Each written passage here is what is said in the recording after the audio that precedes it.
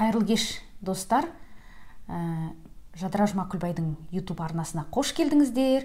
Өздеріңізге уәде еткендей, ұлттық музыка мәдениетіндегі шығармалардың тарихы жөнінде тағы да бүгін менің батырым мен өздеріңіздің сүйікті әншілеріңіз Ерлан Рысқалимен әңгімемізді жалғастырамыз.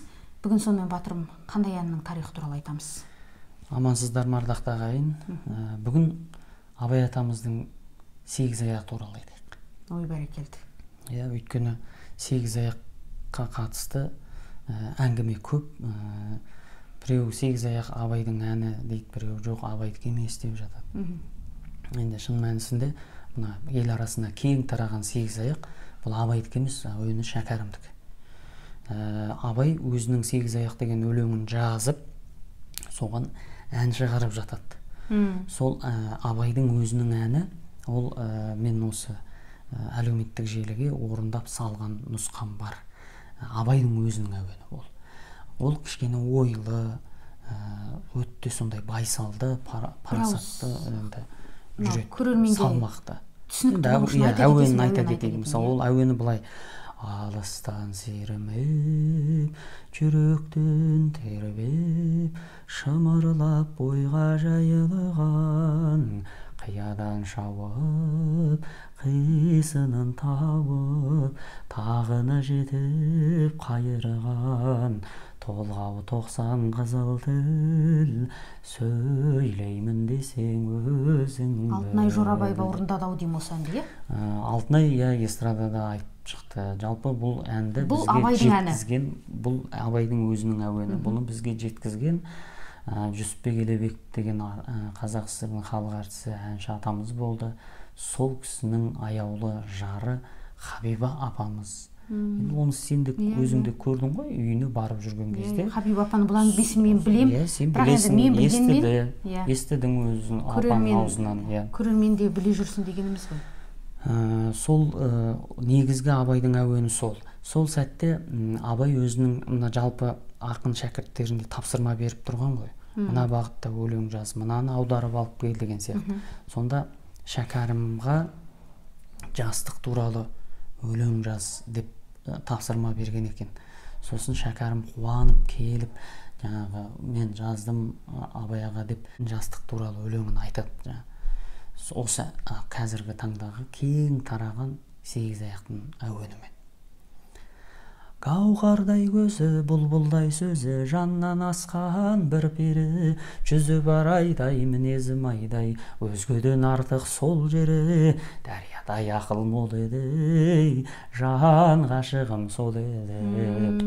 Соны айтып берген кезде Абай атамыз айтады, өлеңің жақсы екен, бірақ мына әуен аса келіңкіремейді. Негізінде мына әуенің менің сегіз аяғыма келеді екен дейді. Сонда Шәкәрім айтады, бұл сізге осы сегіз аяқты толығымен Абай оқып бергенде, мынау бір керемет өлең екен, осы өлеңіңізге арнаған байғазым болсын, ендеше мына әуенді сізге сыйға тарттым дейді. Сонымен бұл Абайдың әні болып кетеді. Және Шәкәрім де оны бұлдамаған, жүрген жерінде Абайдың әні деп айтып жүрген. Оны біз кейінгі уақытта осы өнердің төңірегіндегі адамдар ғой енді барып ол Шәкәрімдікі деп жүрмін. Жалпы тарихта осындай жағдай көп, өзінің шығармасын біреуге сыйлау, тіпті сатып алу деген дүние. Мысалы, құнанларға әнді сатып алған, Маңғыстау өңірінде қайғылардың жаңағы бір әнді сатып алдым, құнанларға берейін керек десең құмарларға дейді.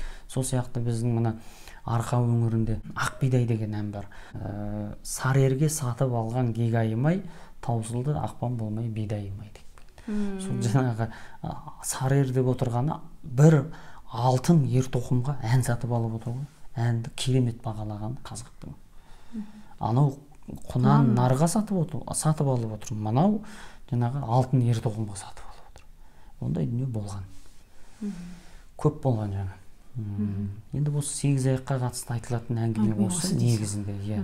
Сосын енді сегіз аяқ туралы Мұхтар Мағауиннің өте керемет айтқан сөзі бар. Ол кісі айтады, сегіз аяқ адам үшін дейді, саналы адам үшін өмір сүрудің қағидасы дейді. ереже ғой енді, саған жол нұсқа, бағыт бағдар сілтейді.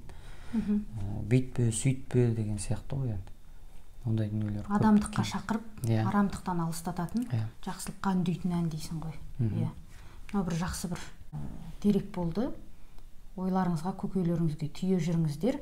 Біздің арнамызға жазылып, міндетті түрде пікір білдіріп, тағы алдағы уақытта қандай әннің, қандай шығарманың тарихы туралы, немесе қай автор, сал сері, композитор туралы білгіңіз келеді, жаза кетіңіздер. Сіздердің де сұрауларыңызды қанағаттандыруға тырысамыз. Бүгінше осы, аман болыңыздар.